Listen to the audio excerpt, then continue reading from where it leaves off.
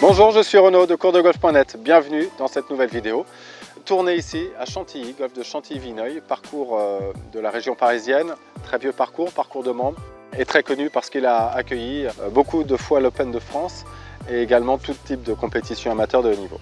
Cette vidéo est tournée en partenariat avec Golf Magazine et vous retrouverez d'ailleurs certains de ses conseils dans le numéro de ce mois-ci de Golf Magazine. Et n'oubliez pas, si vous voulez connaître les 4 fondamentaux, selon moi, RRRE, relâchement, rotation, rythme, équilibre, avec un peu plus de détails évidemment. Abonnez-vous à ma newsletter en cliquant sur le lien qui apparaît en haut à droite de votre écran ou juste sur le lien qui est en bas, juste en dessous de votre écran. Donc, je suis ici sur le trou numéro 2. C'est un trou qui est assez intéressant et je l'utilise parce que dans cette vidéo, je vais aborder 3 conseils stratégiques qui devraient vous aider à sauver, économiser certains coûts rapidement. Le trou numéro 2 est assez intéressant parce que c'est un trou qui est court. Il est très court, vous le voyez actuellement sur la prise de trône, c'est un dogleg gauche qui n'est pas très long, mais vous voyez qu'à gauche du trou, il y a la forêt, c'est pas très bon. À droite là-bas, il y a un gros rough dans lequel on préfère pas se retrouver. Et si on regarde plus vers le green est très large, donc il est plutôt facile à toucher, je dirais. Mais la vraie difficulté de ce green, c'est que si je vais trop loin et que je suis derrière le drapeau, derrière le green, eh bien là, on a une route qui est alors encore jouable, mais il y a un dénivelé qui fait que si ma balle tombe derrière, si je ne la perds pas, je vais avoir beaucoup de mal à la ramener sur le green. La première règle stratégique que j'aimerais vous expliquer, c'est une règle assez simple, en tout cas assez logique sur la mise en jeu. La mise en jeu, comme son nom l'indique, a pour priorité de mettre la balle en jeu. Ce trou qui est très court, alors on voit à gauche il y a la forêt, et à droite, bon un peu plus loin à droite et trop profond, il y a le rough. L'avantage du driver, si je prenais le driver, c'est que je pourrais quasiment toucher le green et me mettre vraiment bord de green. Je pense qu'en plus c'est assez sec, ça descend un petit peu, 280, 300 mètres, elle roule un petit peu, je peux arriver bord de green. C'est tentant. Mais le problème c'est que si je rate mon drive à gauche, a priori j'ai une forte chance d'accrocher les arbres ou d'être dans les bois, parce que je serai obligé de prendre vraiment la corde au driver. Et si je la mets trop à droite, je serai trop loin de notre dogleg et j'ai la garantie d'être dans le rough. Mettez la balle en jeu et favorisez la direction à la mise en jeu. C'est extrêmement important que vous compreniez ça. Je sais que parfois le driver, on se dit « Ah mais c'est bien, je vais me laisser un fer 7 au lieu de prendre un fer 4, etc. » Mais vous verrez que d'une manière générale, faites ces expériences, prenez un peu de temps, faites 9 trous, 18 trous, en vous disant « Je ne veux que le club hybride » ou pourquoi pas le fer 3, le fer 4 en mise en jeu, juste pour constater et bien que, surtout pour toutes les personnes qui ont des problèmes de slice, etc., vous constaterez que vous serez beaucoup plus souvent en jeu et qu'in fine, vous gagnez des points, sans aucun doute. C'est donc le premier conseil, c'est garder la balle en jeu. Un club moins puissant s'éparpille moins. Le deuxième conseil, maintenant que j'ai décidé de prendre un club hybride pour jouer plein milieu, je vois que j'ai un bunker à droite, mais ce bunker, il est hors de portée. Je sais que si j'allais à droite, j'irais de l'autre côté. J'ai vu que le rough à droite derrière le bunker n'était pas très épais. C'est-à-dire que là, je me dis, si je dois rater quelque part dans cette mise en jeu, c'est à droite et surtout pas à gauche, parce qu'à gauche, il y a les bois et là, j'ai un vrai risque de perdre ma balle. Donc je me dis, là, la priorité, c'est de garder ma balle plutôt à droite.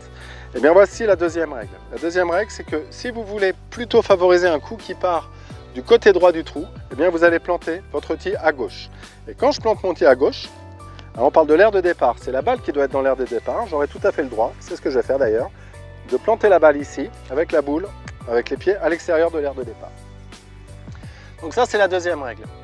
Première règle, mettre la balle en jeu quoi qu'il arrive. Deuxième règle stratégique de cette vidéo, c'est planter le tee du côté qui vous permet d'ouvrir le côté opposé. Si la partie droite est plutôt ouverte et safe, je vais planter mon tee du côté gauche et vice versa évidemment. Si je voulais surtout éviter d'aller à droite, je planterai mon tee à droite de manière à m'ouvrir le côté gauche. Alors puisque c'est un coup très court, en plus je me dis j'ai plus besoin de forcer, j'ai plus besoin d'attaquer. C'est vraiment une mise en jeu. Je mets cette balle en jeu n'importe où sur le fairway devant moi. Comme le trou est court, j'aurai de toute façon un petit club après.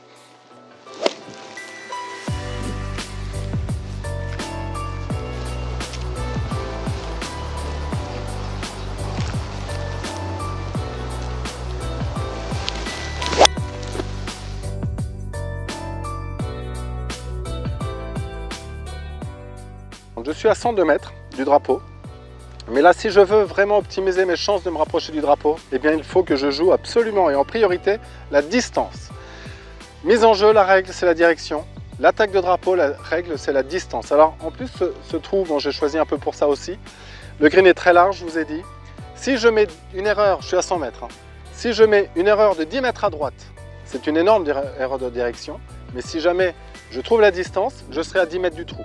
Et le même principe est à gauche, c'est-à-dire que si je suis à 10 mètres à gauche du trou, mais à la bonne distance, eh bien, je ne serai jamais qu'à 10 mètres. Et un putt de 10 mètres, c'est pas un putt monstrueux non plus.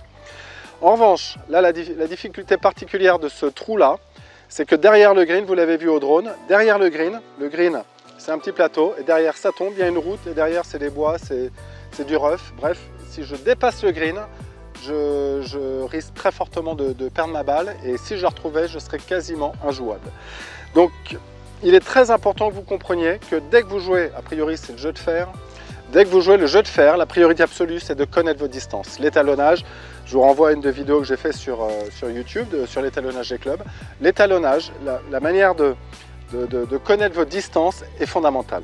Alors là, je suis dans une position très confortable parce que j'ai 102 mètres pour le drapeau, j'ai vérifié.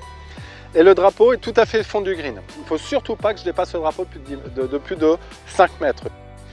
Donc je veux chercher la distance, pas vraiment du drapeau, je cherche à rester 4 mètres court de drapeau. Donc mon objectif, on va dire 98 mètres. Vent dans le dos, ça sera plutôt un coup de 90 mètres. 90 mètres, c'est ma distance normale au sandwich. Je vais donc jouer un coup de sandwich comme je le ferai habituellement. Et là, je n'ai pas trop de pression, je me dis qu'a priori, 90 mètres, je peux pas. Je serai 20 mètres plus loin, je serai beaucoup plus ennuyé. 20 mètres plus loin, je serai obligé de jouer mon sandwich également. Et je serai obligé de doser mon coup. Me retrouver à 70 mètres, je me dirais, mais si je la tape un petit peu fort, il y a de fortes chances pour que j'aille trop loin. Là, je vais jouer pour un coup de 90 mètres, je suis quand même très à l'aise. Pour aller derrière, il faut vraiment que je la tape très très fort et je ne vais pas la rythmer aussi fort que ça. Je vais jouer un coup de 90 mètres et je m'attends à être 2-3 mètres court.